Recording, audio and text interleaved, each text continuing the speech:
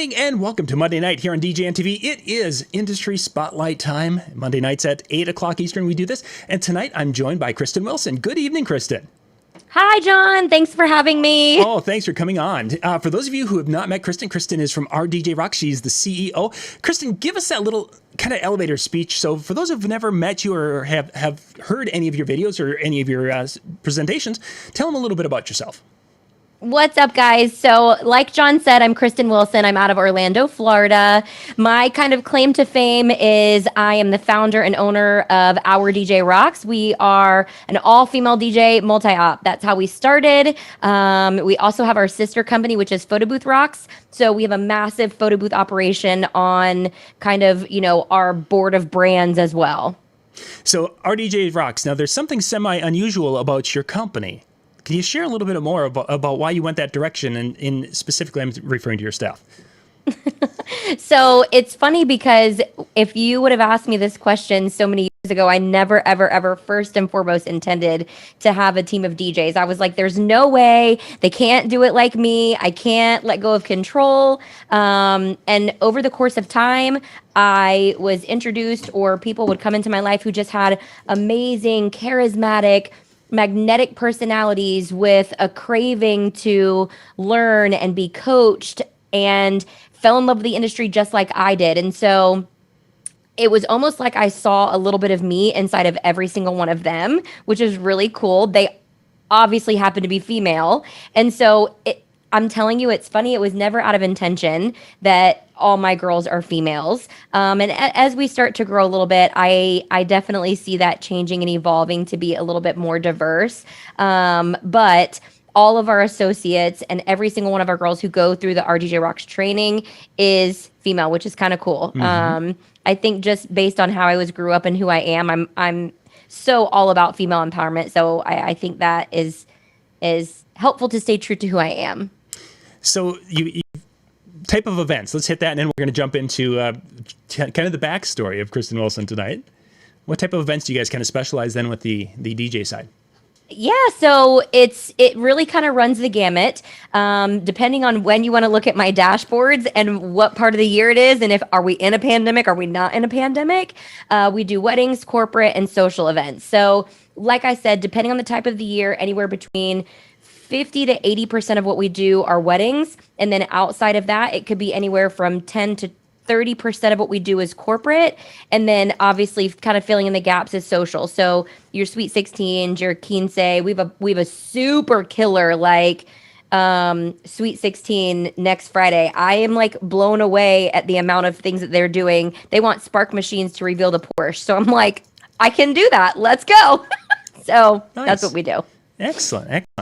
Let's jump into the story, the backstory. Let's gonna wind that clock a little bit backwards. When did that love of music first kind of grab onto you? Oh my gosh. Okay, so the love of music. If you really want to rewind, I've been singing in the shower since I was 2 years old.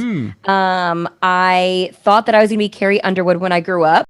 And I even tried out for American Idol 2 times, and I did not make it, which I don't know why, because my EP is fire. But I think it's called an EP. I don't really know. When I was a toddler, you could probably call me toddlers and tiaras because my mom had me in beauty pageants, and my talent was always singing. And so music has just always been a part of my life. I remember on Saturday mornings, Sunday mornings when my mom would clean the house, radio stations would be blaring and my dad would be like, "What are you doing? There's music everywhere." There was always dancing in the kitchen, on Thanksgiving. So there wasn't a time that music wasn't involved in my life. In middle school, I was in band. I played a French horn. So it's always been a part of it. Now, if you want to kind of rewind just to the DJ days, I actually met a DJ who was working for Mark Burgess Productions, and he was like, "Hey, I kind of need a roadie on my events." And then he asked Mark Burgess, "Hey, can this chick go?" And Mark was like, "Sure, she can help." And I remember standing next to him in this ballroom of 300 people. There was uplights everywhere, probably 3 feet tall centerpieces, and what seemed like this voice of God filling the room with And now I invite every single one of you to rise out of your seats as I introduce to you. And then 300 people stood to their feet.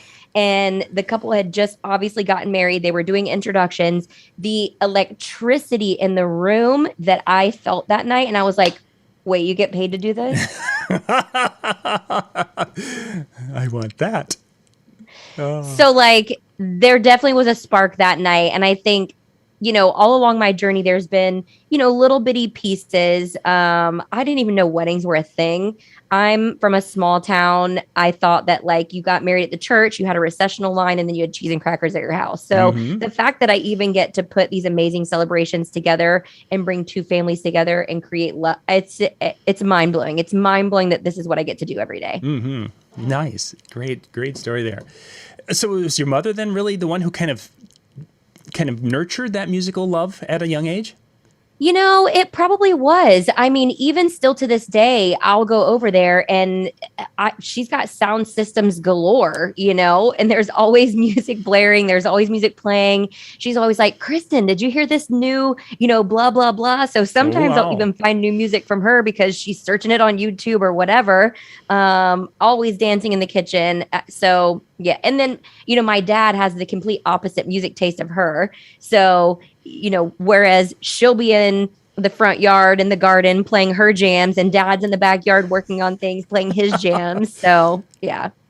So about how old were you when you started to, you got to go to that first event and you were like, whoa, this is pretty cool. I want to check this out, the DJ thing. Man, I feel like I'm still like 27 with like 10 years of experience. And now I'm going to have to like rewind here a little bit.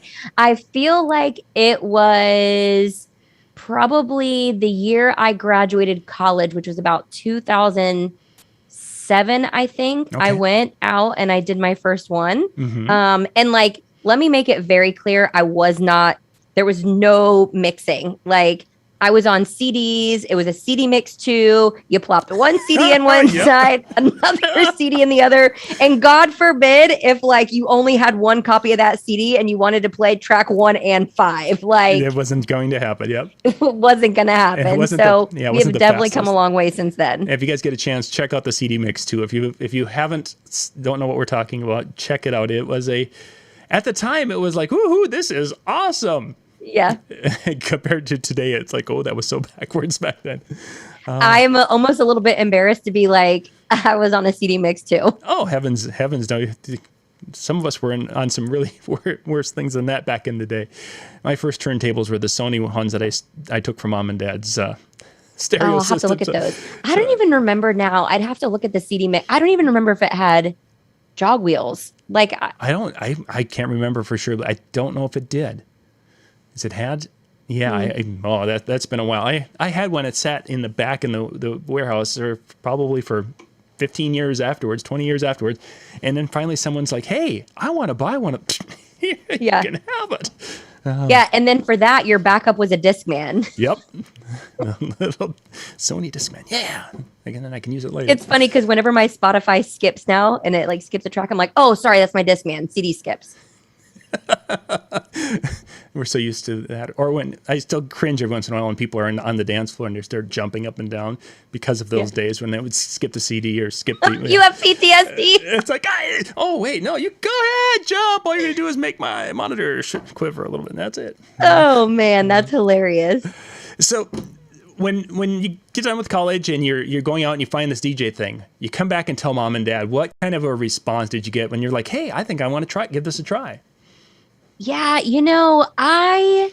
everything that I have ever put my mind to, and everyone who's in my life and in my circle right now, I just hear their voices echoing in my head because when I tell someone I'm going to do something, I'm already 100 steps ahead and already have the marketing plan, the budget, the team, the staff. I have everything already laid out, and this is the first time they're hearing it. And then the next day, boom, like it's launched. So, for me, every step of the way to tell my parents, hey, I'm going to DJ, it was like, okay, cool, go, However, when I did start DJing, it was, I do a couple parties a month just for like side money to like pay the mortgage and pay the car. And then it got to the point where I was in my career. I absolutely loved it. I was working for the brand Nickelodeon doing marketing and sales. Hello, it's my other passion. And the economy got real bad. And so I picked up even more gigs after that to make sure that, I could cover whatever I needed to cover. And then when I finally put in my notice at the hotel, I was like, you know what? I'm going to give this DJ thing a go full time, just so I can take on more gigs. And honestly, John, I thought it was going to be the bridge that took me to some bougie corner office in New York City where I worked at an ad agency. I never thought that I, would be building my own bougie office in my warehouse to take client meetings. It's wild. It's wild. It became kind of a trip for a person real quick. Yep. So you started the company. And you mentioned earlier when you were initially talking about that you were going to create because you weren't sure you could find other people. When did you get to that point that you were like, hey, I've got to start finding more people because I can't do it all? Oh, okay. So I'm going to give you an analogy on this. So, and I don't know, let's just rewind to when we were kids. And when I was a kid, I would play things like I'd play house, I'd play grocery store, I'd play school, I'd play banker, I'd play all these little things, right? And so the first 5 years of business, it was honestly, it was cute. It was cute. We were quote unquote making money, but I was probably blowing as much as I made on just marketing stuff or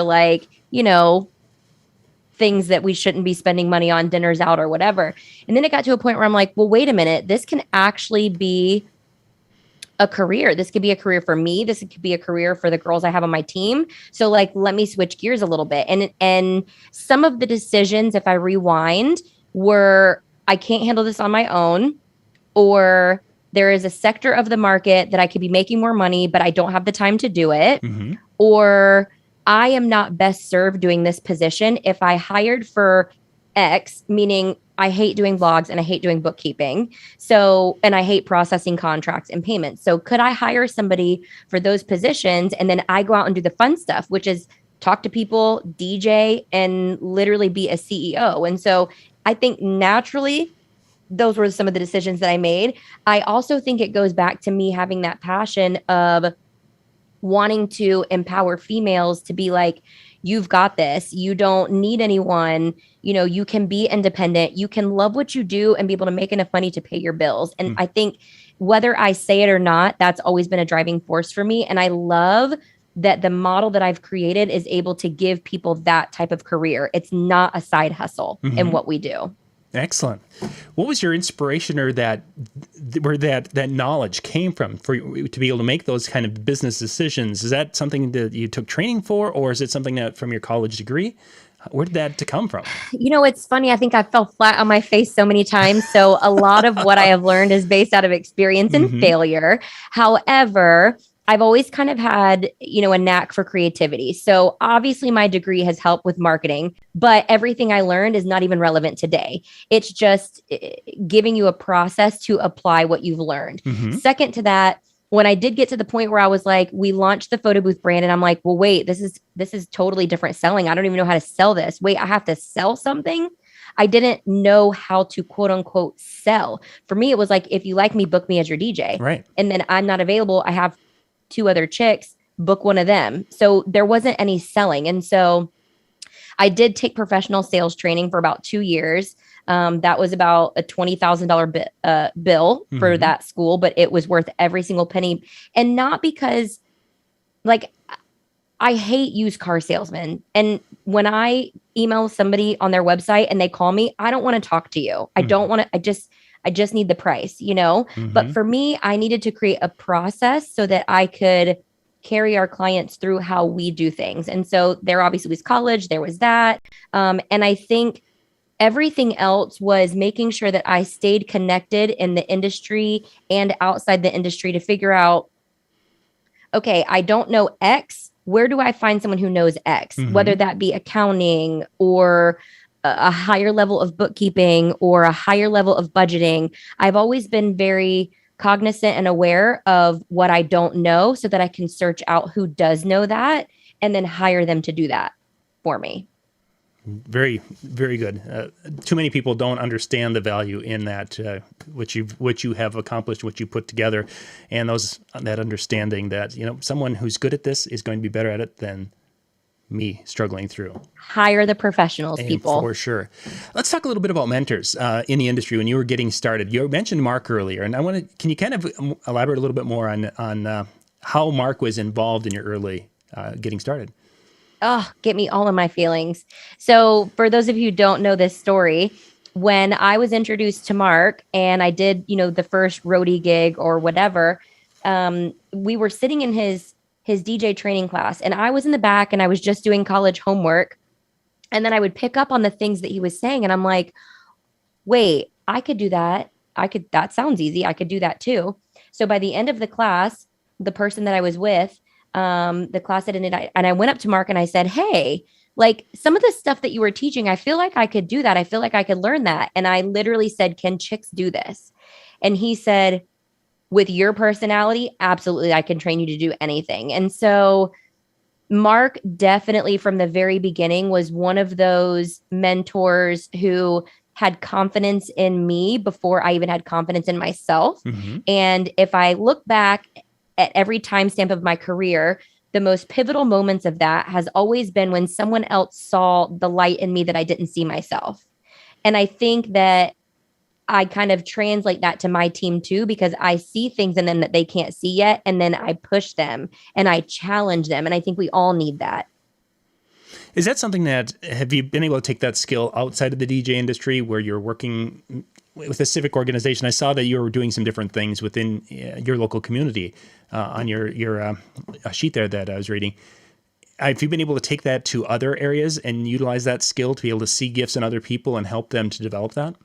Yes. Oh my gosh. And I just got chills thinking of that because one of the organizations that I'm passionate about here in the Florida area is the Covenant House of Orlando, where they basically, the first thing that they do is they're just emergency shelter for anyone who's in need, but primarily teens to early 20s. And a lot of those people may have been put in situations where maybe they've been abused or in drug situations or parents who can't support them or things like that. And then once they've got a roof over their head, then they teach them how to do a budget, how to live on your own, how to be, I don't want to call it successful, but like, some of these people don't have the resources that we have. Mm-hmm. And so I definitely can use that there. And then also I recently launched my podcast, which I'm so excited about, which is Love Lead XL. And so I hope that through that, I'm able to connect and share different stories with people across the US that can help, whether you're a business owner or not a business owner, find the resources or just grow as a human. I think that's really important. I mean, to give back. And it's one of the things that fills my cup. Podcast, where can I find that as long as you brought that up? Yeah, so it's just loveleadxl.com. And I do my best to post a couple times a week on Instagram, which is at loveleadxl. Excellent. You guys can go check that out. So as you were kind of going through and you've been singing since you were a toddler in the shower, music, what kind of music was really instrumental in your basically growing up years and such that really is kind of like, hey, that's my type of music that I really enjoy? That's so funny because it's kind of all over the place. I mean, I grew up with, rock and roll and 70s rock and classic rock. I also grew up and, that's kind of like my dad's thing. And then, when rock kind of went funky a little bit, and then when funk went to like, early 90s and hip hop, and then now it's just ratchet. So like, all the R&B is my vibe. But then, my mom's side of the family is into country music. I never was like old country, like bluegrass. I can do like 80s country, 90s country. And then obviously today's country is just fun because, they've mixed up all those genres. And then of course, as a female teenager, you can't see it behind me. I could turn my camera around, but I was at all the concerts. I saw Britney perform in person. I got her signature. I saw Backstreet Boys, Insta, like every boy band. I bought every backstage pass to get signatures. So there really wasn't a genre of music that I wasn't connected to except heavy metal. I couldn't do heavy metal. And the old bluegrass country. and old bluegrass country. I think there's a lot of us who probably. Those are my only two. Like I'm kind of out. Oh, yeah, it sounds like you had a similar household. Yeah, it's a very similar household to a lot of us there growing up. Nice. Got a couple of different directions I want to go here. We're going to do the first part here where if you could go back and give some advice to your younger self when you were just coming in and you heard that booming voice and you're like, whoa, this is really cool. I want to get into it. What would have been some advice that today's Kristin would have given that Kristin to be more successful or to be able to increase that learning curve, we'll call it? Wow. So now Kristin would probably tell younger Kristin, it's okay to take a breath and breathe and sit in silence and let your thoughts kind of simmer a little bit. Because I think that I have a way of, once I gather the information, I make decisions very quickly and I go. And it wasn't even until COVID hit where I'm like, you know what? It showed me and it proved to me that even in the most hectic time of life, there were small moments of silence and joy and gratitude where I was able to at least pause and be like, is this really the direction I want to go? You know what I mean? So, and then self-care is definitely another one. Great segue. What does Kristin do to relax and recharge the battery? Kristin is obsessed with bike rides. I calculated it, and I think I've spent over 900 hours riding my bike since probably late May. I love it. I love being outdoors. I love the wind in my hair. I love the sunshine. So I love bike rides. I do walk, but like it's super humid in Florida, so don't sign me up. And then also like I track everything on my Fitbit. So I try to walk as many steps as I can. I try to drink as much water as I can. I try to eat healthy because obviously what you put in is what you get out. You know, and at the end of the day, John, I think it comes down to one of those things where there's a lot going on in the world. And for us in this DJ industry, we are so lucky that like this is the sector that we get to create moments and also money to pay our bills, because we could be nurses and resuscitating people on their deathbed, and we could be policemen or women where we're on the front line. Like there's so many other things where it really takes a toll on you. But for us, we are part of the best day of someone's life. And so I never want to take that for granted. And I think that in order to take care of others, whether it's serving our clients, serving my employees, serving my community, I feel like I can't take care of everyone else if I don't take care of me first. It's kind of like that whole, like you're on an airplane, you got to put the oxygen mask on you first before you get everyone else off. That's kind of like what I'm thinking here. Oh, I've used that analogy on many occasions talking to people about life-work balance and how to take care of yourself before others. We've got a few more minutes. We try to keep these to about a half an hour here, so we'll wrap up in just a little bit, Kristin. If for someone who's watching this and is wanting to get into it, and they've been inspired that you've been able to take and become a successful multi-system operator, where would someone who's just has the desire but doesn't know where to start, where would you recommend they start to build themselves as a DJ in a DJ company? Where would you start to build yourself? Well, I think first and foremost, you know, it's all about relationships at the end of the day.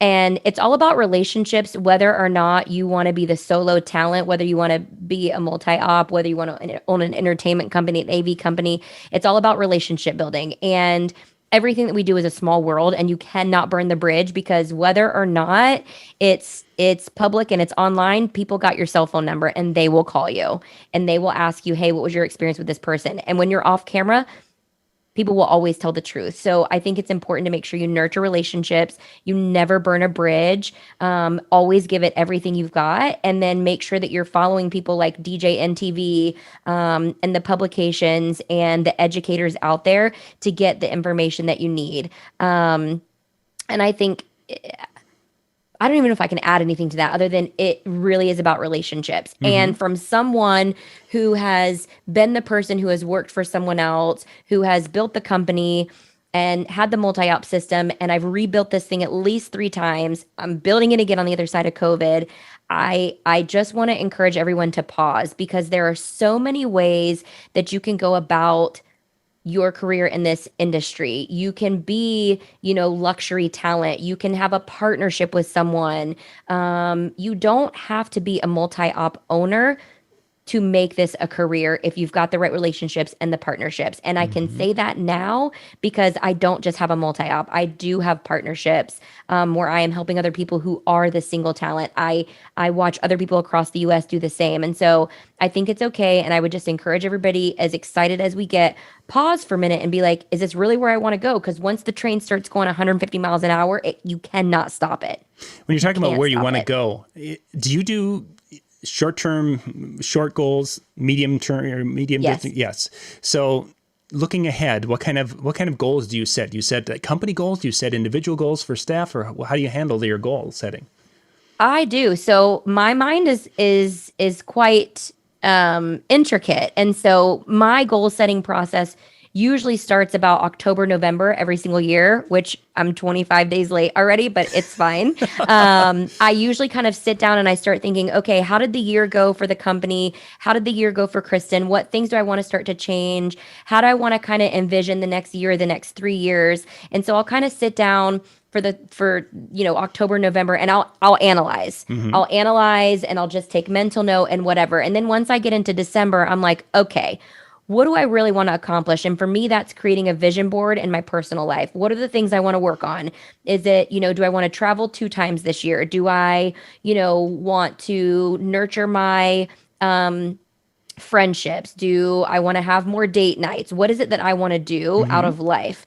And then I look and I say, okay, what type of clients do I want to work for? And I really just kind of look at that and I say, how does this come to life on a vision board? Then at the end of the year, I sit down and I'm like, how do I tie this financially? Because girl got to pay the mortgage. Sure. You know what I mean? And then also, of course, I have to sit down and I've got a massive spreadsheet for the company. And it's like, okay, well, I know this DJ needs a raise. DJ needs a raise. We need to hire this position. We need to do this. So it's like, okay, here's what I have to spend. Here's what I know I'm spending on marketing. And then it's like, okay, here's how many events we have to do. Here's our average package price. And hopefully those numbers align. And I got to do a little bit of playing around with that to make sure that it's aligned. But it definitely is a process, and it usually starts about right now. And then usually I get to the number that creates a lifestyle that everyone needs. So yay.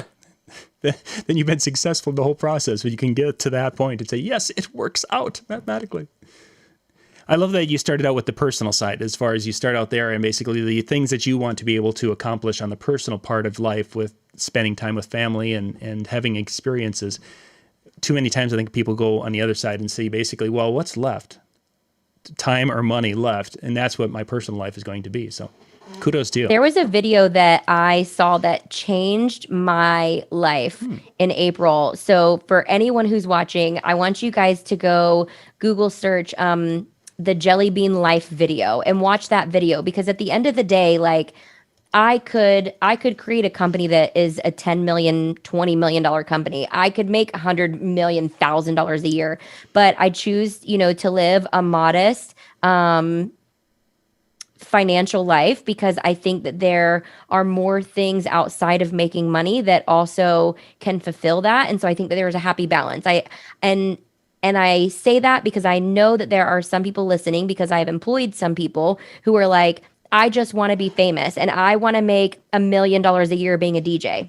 Well, I mean, unless you're Calvin Harris, guys, I mean, that's really difficult. So I think we just need to be realistic about what is the balance of how can I do what I love, make a living, and still live a balanced life. Because I think that at the end of the day, when you don't have a career and all that's left is you sitting on a front porch in the middle of field, sipping whiskey, watching grandchildren walk around, that's all that's going to matter. Yeah, that it would. Had somebody asked if you have any other resources you'd recommend beyond the Jelly Bean video. Ooh, oh my gosh. Yeah, I have a collection of books over here. Hang on. Okay, I'm going to type these into the chat here as you go. So it depends on what you want to do in life. I have a million different books for everything that you might need to learn. One of the books I'd recommend reading is called No Man's Land by Doug Tatum. And it really talks about when you, and this is for my business owners who are listening, it talks about those who are making $0 in revenue up to $500,000, and then $500,000 to like 900,000. And then above 900,000, it's a whole nother operational beast. So that book I'd recommend. The Compound Effect by Darren Hardy. I'm an avid book reader, so I'm going to give you guys tons of books. Worth Every Penny by Sarah Petty. For anybody who is a solo talent who really wants to focus on customer service and elevating their personal brand, that's a really great one.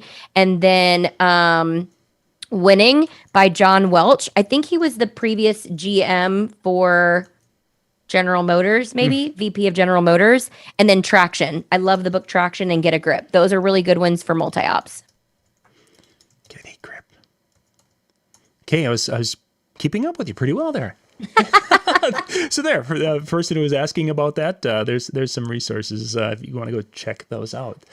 Kristin, our time is kind of running out here. If people would like to get in touch with you, had some questions or something, what's the best way for them to reach out to you? Best way is Instagram, because late at night I'll be scrolling. So feel free to shoot me a DM, or my link in bio has every way you can contact me. And my Instagram is at Meet Kristin, Kristin. Excellent. You guys can pop out there and reach out to Kristin and ask any questions and take it from there. So, Kristin, thank you much. This has been a great little half hour here, and it was a lot of fun. I thank you for being with me tonight. Thanks, John. I always enjoy my time with you. Yeah, thank you much. And gang, we'll be back again next Monday. Yeah, we have one next Monday, a couple more Mondays here in a row. So we'll catch you next week on our DJ Industry Spotlight.